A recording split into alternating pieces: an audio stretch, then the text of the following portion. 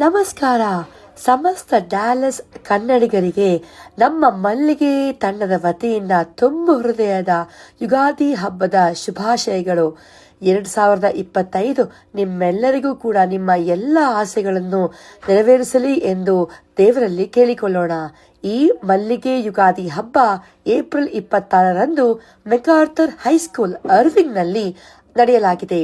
2 ಗಂಟೆಗೆ ರಿಜಿಸ್ಟ್ರೇಷನ್. ಆವಾಗ ನಿಮಗೆ ಮಜ್ಜಿಗೆ, ಪಾನಕ ಹಾಗೂ ಯುಗಾದಿಯ ಬೇವು ಬೆಲ್ಲ ಕೊಡಲಾಗುತ್ತದೆ.